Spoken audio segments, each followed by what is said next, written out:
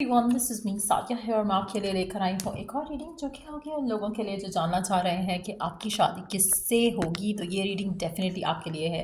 कैसी रहेगी आपकी मैरिड लाइफ, आपको गिवन सर्कमस्टांसेस में राइट नाउ क्या करना चाहिए ताकि आप जल्द से जल्द शादी के बंधन में बंध सको, वो सब जानेंगे इस रीडिंग में। सो स्टिक अराउंड। और रीडिंग शुरू करने से पहले रिमाइंड करवा दूँ कि ये एक जनरल रीडिंग है। अगर आपको पर्सनलाइज रीडिंग लेनी है तो रीच आउट कर सकते हो। ईमेल आईडी डिस्क्रिप्शन बॉक्स में गिवन है।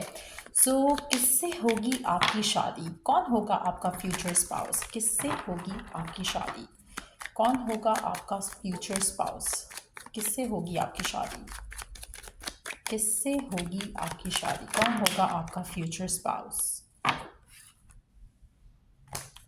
किससे होगी आपकी शादी, कौन होगा आपका फ्यूचर स्पाउस,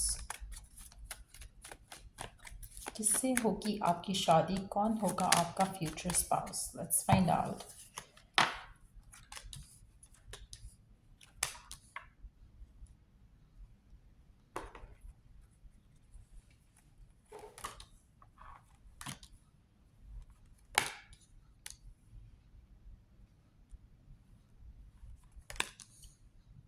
आपके पास चॉइस होगी, आपके पास ऑप्शंस होंगे।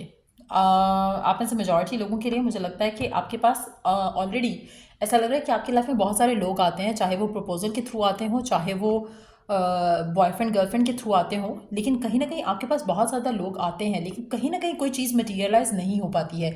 आप में से मेजॉरिटी लोगों के लिए आपकी शादी, आपकी लव लाइफ के ऊपर ब्लॉकेजेस दिख रहे हैं।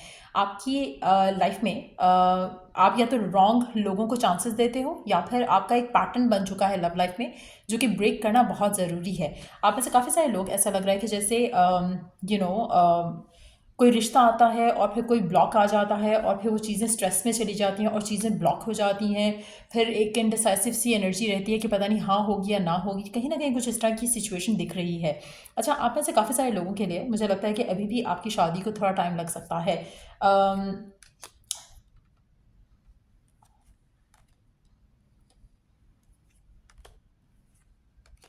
लेकिन एक चीज़ है कि आपकी शादी तो होगी, लेकिन थोड़ा डिले है। ऑलरेडी ऑलरेडी हो सकता है कि आपको लगता है कि आपकी शादी डिले हो चुकी है काफ़ी, लेकिन यस, अब भी मुझे लगता है कि अभी आपको टाइम लग सकता है।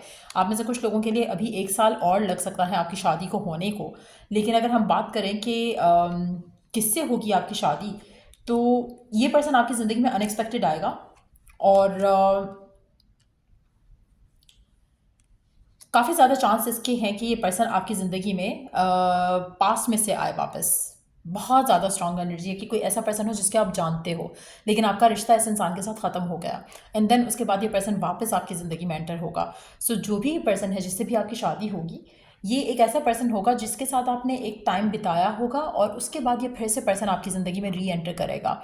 तो मेजॉरिटी लोगों के लिए ये पर्सन एयर साइन हो सकता है, एक्वेरियस, लिब्रा, जेमिनी। और ऐसा लग रहा है कि ये पर्सन जो है करंटली आपके साथ नो कांटेक्ट में है।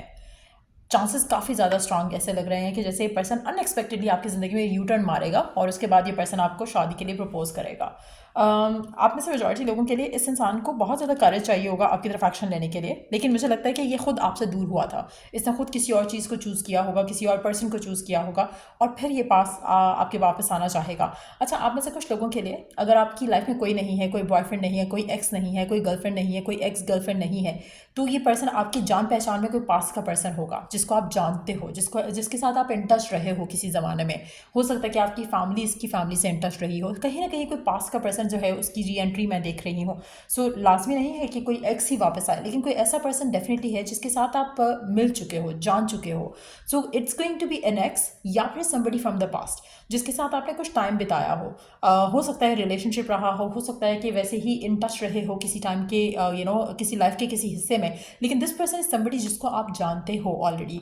और हो सकता है कि राइट नाउ ये पर्सन किसी और सिटी में रह रहा हो, किसी और कंट्री में रह रहा हो। तो कुछ इस तरह के चांसेस काफ़ी ज़्यादा स्ट्रांग दिख रहे हैं। अगर ये एक्स नहीं है तो डेफिनेटली कोई फैमिली फ्रेंड है या कोई जान पहचान का बंदा या बंदी है जिसको आप जानते हो, जिसके साथ आपका कोई ना कोई कनेक्शन कभी ना कभी रहा है। और ये अनएक्सपेक्टेडली आपकी लाइफ में एज अ प्रपोजल जो है वो एंटर होगा। Let's see more cards here. और क्या जान सकते हैं हम इस पर्सन के बारे में जिससे भी आपकी शादी होगी। अच्छा, आपकी शादी में बहुत ज़्यादा डिलेज़ है, बहुत ज़्यादा डिलेज़ हैं चीज़ों में, रास्तों में। ये पर्सन मैच्योर होगा। 5 नंबर सिग्निफिकेंट हो सकता है। ये हो सकता है कि 5वें महीने में पैदा हुआ हो, यानी कि मई का महीना, या फिर 5 तारीख को पैदा हुआ हो, तो वो भी हो सकता है। फाइनेंशियली बहुत लकी रहेगा आपके लिए। Again 5 number 14 number which is added up to 5, तो मुझे लगता है कि अनएक्सपेक्टेड मैसेज आएगा, कम्युनिकेशन आएगी इस इंसान की तरफ से, और आप शॉक हो जाओगे कि ये पर्सन कैसे कांटेक्ट कर सकता है मुझे, या हाउ डिड इट हैपन। तो कोई पास का पर्सन होगा, डेफिनेटली मेजॉरिटी लोगों के लिए पास का पर्सन है, जो कि आपको अनएक्सपेक्टेडली कांटेक्ट करेगा या आपकी फैमिली को कांटेक्ट करेगा, और फिर आपकी शादी के जो हैं चांसेस जो है वो डेवलप होंगे इस इंसान के साथ। लेट्स सी कि कैसी रहेगी आपकी मैरिड लाइफ इस इंसान के साथ, कैसी रहेगी आपकी। अच्छा, एक और 5 नंबर आ गया, मेजर 5 5 5 हो गया ये, तो 5 और 32 is equal to 5 and then 14 is equal to 5 again. So definitely ये पर्सन का आना आपकी ज़िंदगी में बहुत मेजर चेंज होगा, बहुत अनएक्सपेक्टेड चेंज होगा, और मुझे लगता है कि शायद आप इस इंसान का इंतज़ार भी नहीं कर रहे होगे जब ये पर्सन शो अप करेगा with a proposal. So majority लोगों के लिए ये कोई ना कोई ऐसा पर्सन है जिसको आप जानते हो, कोई ना कोई ऐसा पर्सन है जिसके साथ आपका कोई पास्ट में कोई लिंक रहा है। मैं जितनी दफ़ा बोलूँ उतना कम है, क्योंकि this is going to be somebody from the past. या तो एक्स हो सकता है, या फिर कोई ऐसा पर्सन हो सकता है जिसको आप पे क्रश था कॉलेज में, यूनिवर्सिटी में, वर्क प्लेस में, एंड देन वो पर्सन अनएक्सपेक्टेडली आपको अप्रोच करे और शादी की बात करे। लेट्स सी कि आपकी मैरिड लाइफ इस इंसान के साथ कैसी रहेगी। आपका कनेक्शन जो है ट्विन फ्लेम रहेगा। मुझे लगता है कि एक ऐसा कनेक्शन जो कि आपने भी अंडरस्टैंड नहीं किया बैक इन टाइम्स, उसने भी अंडरस्टैंड नहीं किया, लेकिन येस, आप दोनों की जो फीलिंग्स थी, एक अट्रैक्शन जो थी, वो काफ़ी हद तक स्ट्रांग थी। तो डेफिनेटली आपका जो ट्विन फ्लेम होगा उससे आपकी शादी होगी। इसका और आपका एक साइकिल रहेगा, पहले शादी से पहले वो ख़त्म हो जाएगा साइकिल, उसके बाद एक नया चैप्टर, एक नया साइकिल स्टार्ट होगा, और वो शादी की तरफ लीड करेगा। सो मेजॉरिटी लोगों के लिए आपकी शादी आपके ट्विन फ्लेम से होगी, सोलमेट से नहीं होगी। आपका जो ट्विन फ्लेम होता है उसके साथ आपका कोई ना कोई साइकिल एक ज़रूर चलता है, उसके बाद वो साइकिल ख़त्म होता है, एंड देन शादी की तरफ चीज़ें लीड करती हैं।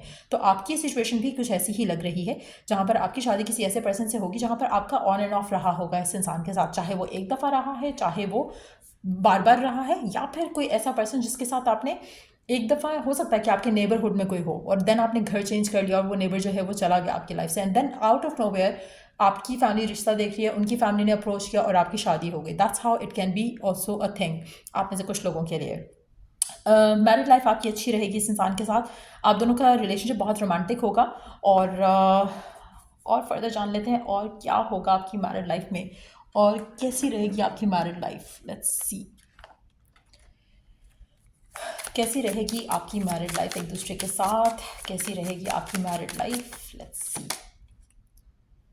अच्छा, आप लोगों की शादी, इंगेजमेंट बहुत जल्दी हो जाएगी। जब ये पर्सन री एंटर करेगा आपकी लाइफ में तो आपकी शादी हो जाएगी। सो आपकी लाइफ जो है वो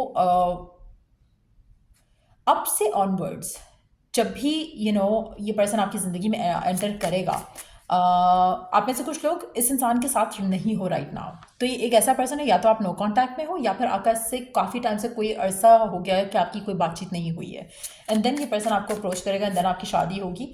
और आपकी शादीशुदा ज़िंदगी इस इंसान के साथ ऐसी होगी जहाँ पर आप हर लम्हा शुक्रगुजार रहोगे, हर लम्हा आप ये फील करोगे कि शुक्र है कि हम दोनों एक दूसरे के साथ हैं, और शुक्र है कि जो भी हुआ वो हुआ, क्योंकि अगर वो नहीं हुआ था तो आप दोनों आज एक दूसरे के साथ नहीं होते। आप में से काफ़ी सारे लोगों के लिए मुझे लगता है कि आपका जो कनेक्शन है इस इंसान के साथ, वो उसमें काफ़ी सारे मामला ऐसे होंगे जहाँ पर आपको शुरू में भी लगता होगा कि ये पर्सन और आपका साथ होना, इस पे काफ़ी सारी चीज़ें ऐसी हैं जहाँ पर आपको कुछ अंडरस्टैंड करना है, आप नहीं अंडरस्टैंड करे, पर्सन को कुछ अंडरस्टैंड करना है, पर्सन अंडरस्टैंड नहीं कर रहा। लेकिन मुझे लगता है जो भी आपके जो ड्रामा था, जो भी आपका ट्रॉमा था इस कनेक्शन के साथ जो आना था, वो आपका शादी से पहले आ चुका। उसके बाद जब शादी हो जाएगी, once the commitment is done, जब एंगेजमेंट हो जाएगी, शादी की बात पक्की हो जाएगी, उसके बाद की लाइफ आपकी बहुत ज़बरदस्त होगी एक दूसरे के साथ। लेकिन जो ट्रॉमा जो आपने डील करना है वो आप शादी से पहले करोगे इस इंसान के साथ। लेकिन वंस दिस हैज़ हैपेंड, आपकी शादीशुदा ज़िंदगी बहुत पॉजिटिवली आगे बढ़ेगी। आप में से मेजॉरिटी लोगों के लिए आप सेम पेज पे रहोगे शादी के बाद, जो कि शायद पहले कभी पॉसिबल ही नहीं था कि आप दोनों सेम पेज पे हो पाते। सो या ये थी रीडिंग आप लोगों की। अगर आपको इस रीडिंग से हेल्प मिला है, गाइडेंस मिली है, तो लाइक शेयर सब्सक्राइब ज़रूर करो, और till I do the next reading आप लोगों के लिए टेक केयर, बाय।